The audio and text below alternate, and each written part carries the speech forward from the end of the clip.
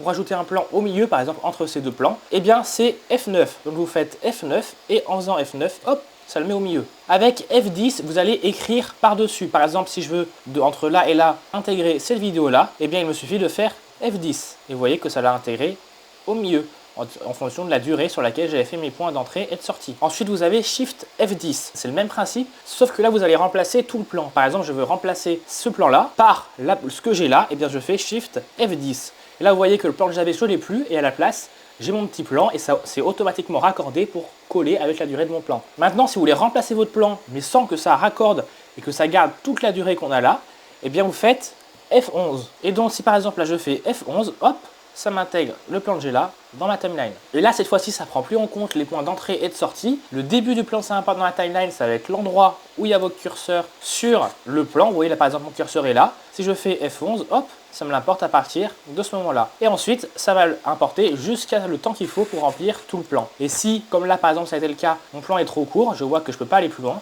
et bien ça s'arrêtera tout simplement avant.